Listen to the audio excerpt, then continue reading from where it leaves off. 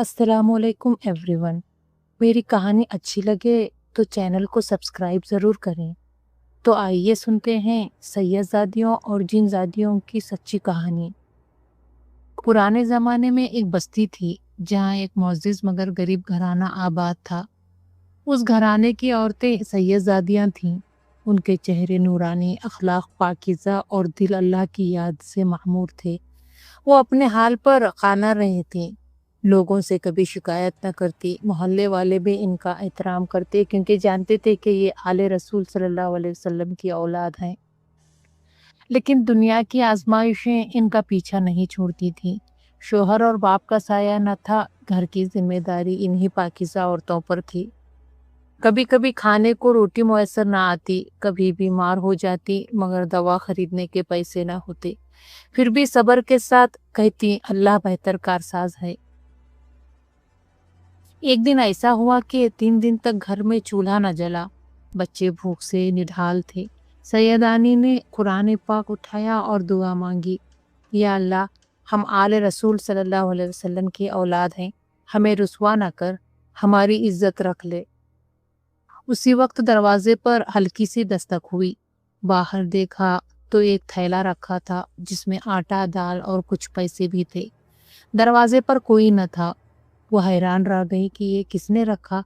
मोहल्ले के लोग अक्सर मदद करते मगर उन दिनों सब गरीब थे, किसी के पास कुछ न था। ये मदद कहाँ से आई? चंद दिन बाद एक बच्ची सख्त बीमार हो गई। बुखार की शिद्दत इतनी थी कि जान निकलती मालूम होती थी।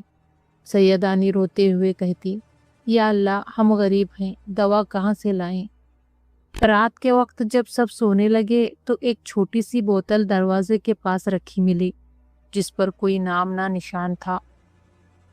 दिल में आया शायद किसी ने दवा रख दी है। हिचकिचाते हुए वो बच्ची को पिलाई गई। हैरत अंगेज तौर पर सुबह होते ही बुखार टूट गया और बच्ची बिल्कुल तंदुरुस्त हो गई। ये किसने दिया? कोई खबर न थी। एक रात कुछ चोर मोहल्ले में घुस आए। आसपास के कई घरों से सामान चुरा लिया गया, लेकिन सैयदानियों के घर के करीब आते ही एक जोरदार आवाज उभरी, जैसे कोई गुस्से से दहाड़ रहा हो। चोर सहम गए और भाग खड़े हुए। सुबह लोगों ने बताया कि किसी ने वो आवाज नहीं सुनी सिवाय चोरों के। मोहल्ले वाले हैरान थे कि सैयदानियों के घर को नुकसान क्यों ना पहुंचा। एक बार बाजार में एक बदमाश शख्स ने सैयदजादी पर ताना कसा। अचानक वो शख्स तवाज़ुन खो बैठा और जमीन पर गिर गया। उसका मुंह टेढ़ा हो गया और लोग कहने लगे, ये आले रसूल सल्लल्लाहु अलैहि वसल्लम की बेअदबी का नतीजा है।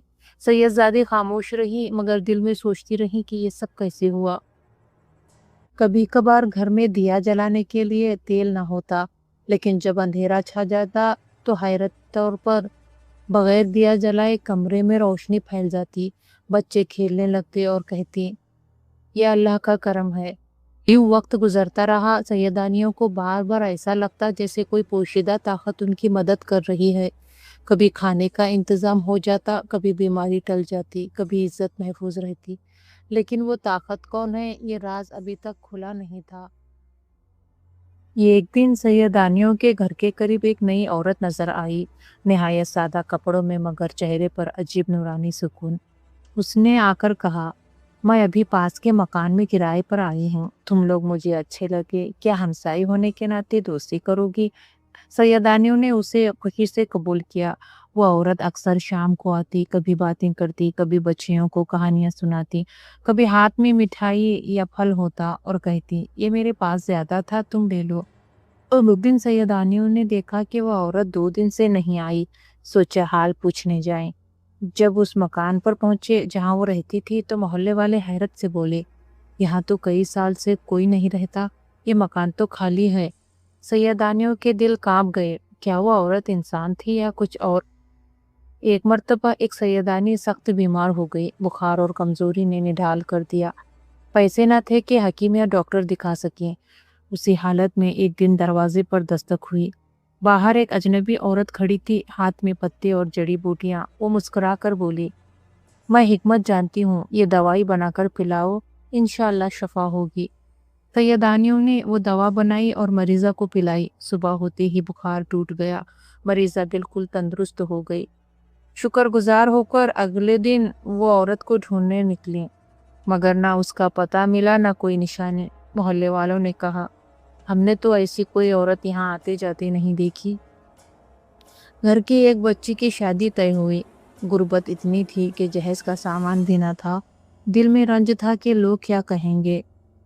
उसी दौरान एक अजनबी औरत आई। निहायत वक़ार के साथ उसने कहा, मैं दूर की रिश्तेदार हूँ, तुम्हारी खुशी में मदद करने आई हूँ।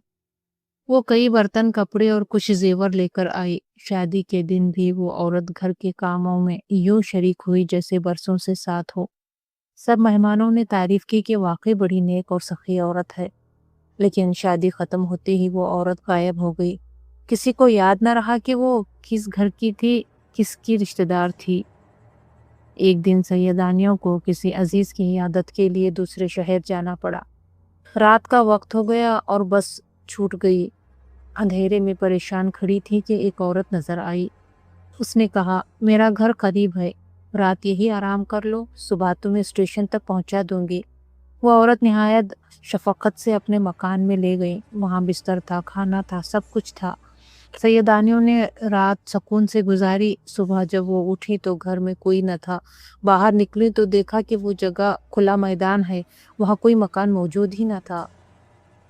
एक दिन सैयदानी की बेटी स्कूल से रोती हुई आई। टीचर ने कहा था कि किताबों के बगैर तुम क्लास में नहीं बैठ सकती। पैसे न थे कि किताबें खरीद सकें। उसी दिन शाम को एक औरत आई, हाथ में बस्ता था। उसने कहा, ये तुम्हारी बेटी के लिए हैं, कल से पढ़ाई जारी रखो। बस्ते में बिल्कुल वही किताबें थी जो दरकार थीं। अगले दिन जब सैयदानी उस औरत का शुक्रिया अदा करने गई तो सब ने कहा, ये कैसी औरत, हमने तो यहाँ किसी को आते जाते नहीं देखा। एक बार सैयदानी बाजार में सामान लेने गई। वापसी पर एक बदकिरदार शख्स ने उनका रास्ता रोक लिया।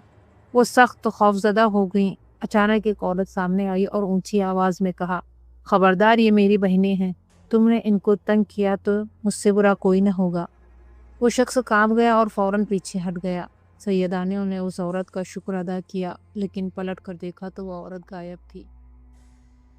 अब ये वाक़यात इस कदर बढ़ गए कि सैयदानियों को यकीन होने लगा कि ये औरतें आम इंसान नहीं। वो आती हैं, मदद करती हैं और गायब हो जाती हैं। रात को दुआ मांगते वक्त सैयदानी अक्सर महसूस करती कि कोई उनके करीब बैठा है। कभी कभी बच्चों को भी लगता जैसे कोई अजनबी औरत उनके साथ खेल रही है, मगर पलट कर देखें तो कोई ना हो। ये सब देखकर सैयदानियों ने कहा, ये हमारी सहेलियाँ नहीं, ये अल्लाह की कोई पोशीदा मखलूक है जो औरतों की शक्ल में आकर हमारी मदद करती है।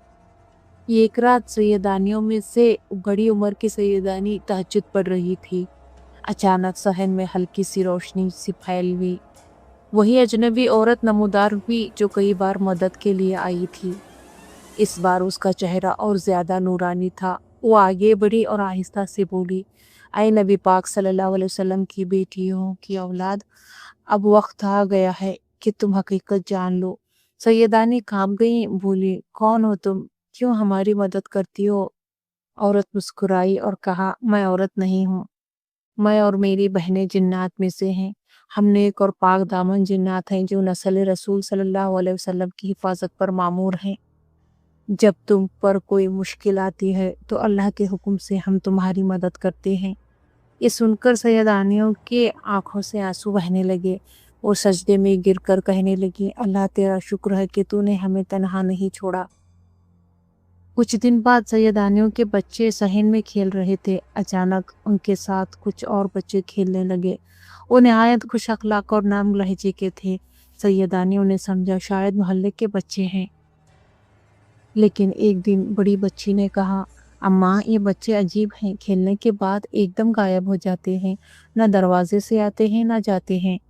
तब सैयदानी को याद आया कि वो जिन्नाती औरत कह गई थी कि उनके बच्चे भी हैं। उसी रात वो औरत दोबारा आई और कहा, हाँ, ये हमारे बच्चे हैं, हम चाहते हैं कि तुम्हारे बच्चों के साथ रहें, उनके दुख सुख में शरीक हों। यूँ इंसानों और जिन्नात के बच्चे आपस में खेलने लगे। ये मंजर सैयदानियों के लिए हैरत और सुकून का बास था।